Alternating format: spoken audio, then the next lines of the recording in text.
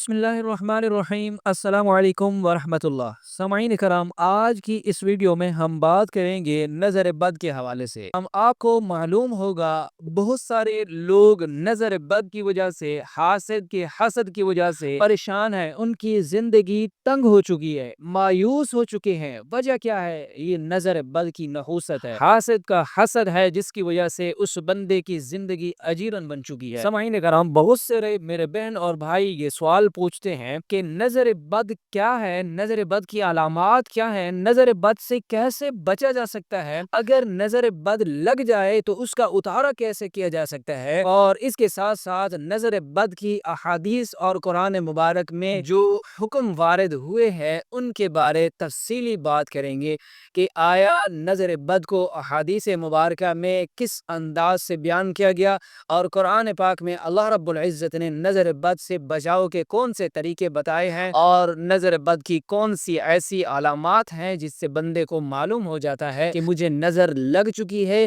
اور یا مجھ سے کوئی حسد کرنے والا حسد کرنا شروع ہو چکا ہے، تو اس سے بچاؤ کے لیے کیا تدارک کیا جائے۔ آج ان تمام مسائل کے بارے میں تفصیلی بات کریں گے انشاءاللہ عز و جل۔ اگر آپ نظر بد یا حسد کی وجہ سے پریشان ہیں، آپ کی زندگی مشکل میں ہے اور آپ کے حالات تنگی کی طرف جا رہے ہیں، تو آپ اس ویڈیو کو سنیے انشاءاللہ عز و جل۔ ہم آپ کو ایسے عملیات بتائیں گے کہ جس کی وجہ سے اگر آپ کو نظر بد لگ چکی ہے تو وہ بھی ختم ہو جائے گی، اور آئندہ کے لیے آپ کو ایسا وظیفہ بتائیں گے جو آپ کریں گے انشاءاللہ عز و جل۔ آپ کو آئندہ کہیں بھی کسی بھی شخص کی نظر بد نہیں لگے گی، اور آپ کے اوپر کسی حاسد کا حسد بھی اثر کرنے والا نہیں ہوگا۔ سامعین کرام، نظر بد ایک حقیقت ہے جس کا تذکرہ قرآن و حدیث میں بھی موجود ہے۔ یہ ایک ایسی نظر ہے جو حسد، جلن یا شدید تعریف کی بنیاد پر نقصان پہنچاتی ہے۔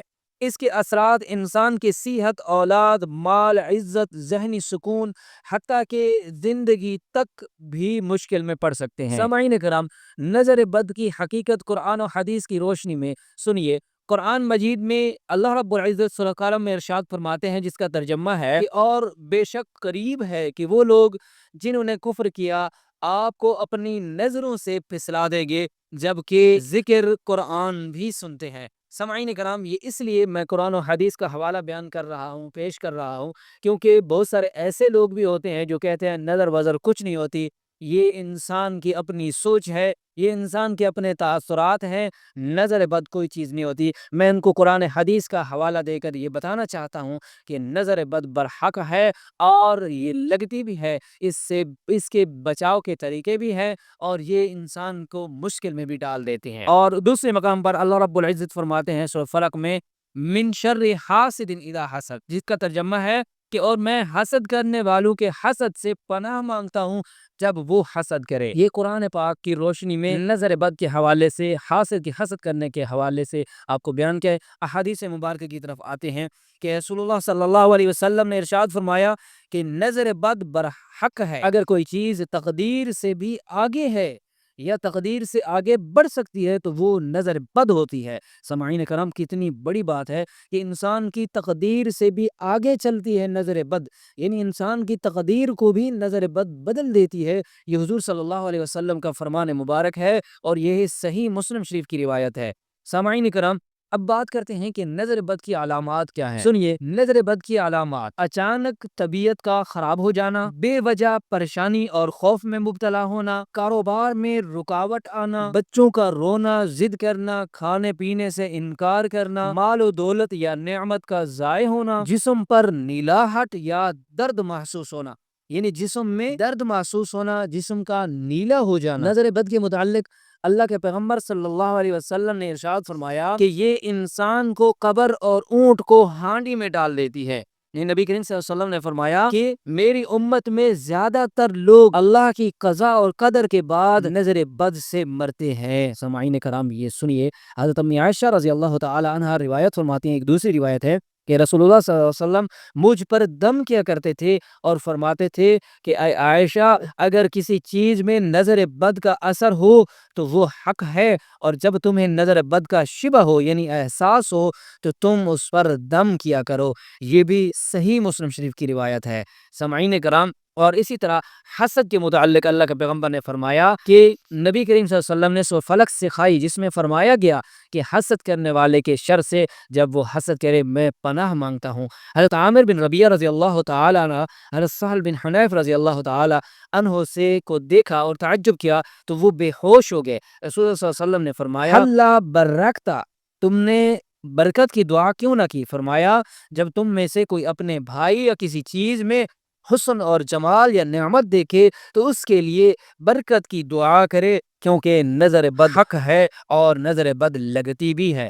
سامعین کرام، اب بات کرتے ہیں کہ نظر بد کی تدابیر، نظر بد کا علاج کیا ہے۔ رسول اللہ صلی اللہ علیہ وسلم نے نظر بد، جادو اور ہر طرح کے شر سے بچنے کے لیے روزانہ صبح و شام کے جو وظائف عملیات بتائے ہیں، ان میں سے سورۃ فلق اور سورۃ والناس تین بار پڑھتے اور حضور صلی اللہ علیہ وسلم اپنے اوپر دم کیا کرتے تھے۔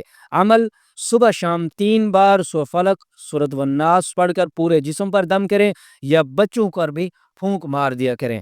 اور نمبر 2 پر آیت الکرسی، ان نظر بد، شیطان، جادو اور ہر قسم کے شر سے بچاؤ کے لیے آیت الکرسی کو صبح شام اپنا معمول بنائے، پڑھ کر اپنے اوپر پھونک مارا کریں یا ہاتھوں پر پھونک مار کر اپنے جسم پر مل لیا کریں۔ عمل: ہر نماز کے بعد سونے سے پہلے آیت الکرسی پڑھ کر اپنے اوپر دم کر لیا کریں۔ اور تیسرے نمبر پر درود شریف، درود پاک کا کثرت سے ورد نظر بد اور تمام آفات اور بلاؤں سے نجات کا ذریعہ ہے۔ عمل: روزانہ کم از کم 100 مرتبہ درود ابراہیمی یا درود شریف ضرور پڑھنا چاہیے۔ اس کے بعد حضور صلی اللہ علیہ وسلم نے جو دعا بتلائی ہے وہ یہ ہے کہ اللہم اذہب البأس رب الناس اشفی انت الشافی لا شفاء الا شفاؤک شفاء لا یغادر سقما۔ عمل: مریض یا جس پر اثر ہو اس پر ہاتھ رکھ کر یہ دعا 3 سے 7 مرتبہ پڑھ کر دم کریں، یہ بھی مجرب عمل ہے۔ اور اس کے ساتھ نظر بد سے بچاؤ کی عادتیں: ہر نعمت پر ماشاءاللہ تبارک اللہ کہنا اور کسی چیز کی یا اولاد کو دیکھ کر حسد سے بچنا، خود بھی اپنی تعریف کرتے ہوئے اللہ کا شکر اور استثناء یعنی ماشاءاللہ لا حول ولا قوت الا باللہ ضرور کہنا، اور اس کے ساتھ حسد، جلن اور بدگمانی سے دل کو پاک رکھنا، گھروں میں آذان، قرآن کی تلاوت، ذکر الہی کو عام کرنا۔ نظر بد کی صورت میں دم کا طریقہ وہ بھی سن لیجئے۔ مریض پر سورۃ فاتحہ، آیت الکرسی، سورۃ فلق، سورۃ والناس پڑھ کر دم کریں۔ جو بھی مریض ہو جس کو نظر بد لگی ہو اس پر آپ نے یہ صورتیں پڑھ کر دم کرنی ہے۔ اگر معلوم ہو جائے کہ کسی کو نظر لگی ہے تو اس سے وضو کروا کر وہ پانی مریض پر بہا دیں، یہ بھی سنت سے ثابت ہے۔ اگر آپ چاہیں تو اس کے ساتھ ساتھ درود پاک بھی پڑھ لیا کریں، صبح شام استغفار کی تسبیح بھی کر لیا کریں۔ اور اس کے ساتھ شام کے وقت نماز عصر یا مغرب کے بعد جو دعائیں پڑھی جاتی ہیں وہ بھی سن لیجئے۔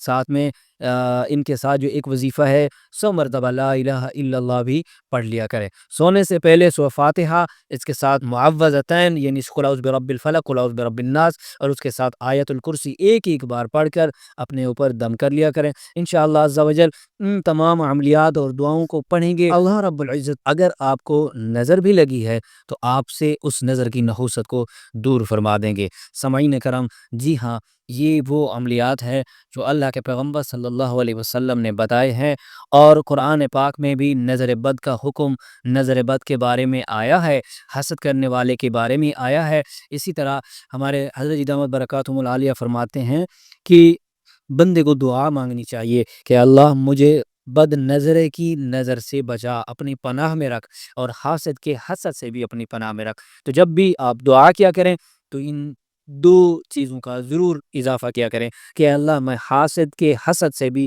تیری پناہ مانگتا ہوں اور نظر بد لگانے والے سے بھی تیری پناہ چاہتا ہوں۔ تو ہے اللہ رب العزت میرے اور آپ کے تمام مسائل کو حل فرمائے اور اپنی رحمتوں کا نزول فرمائے۔ السلام علیکم ورحمۃ اللہ۔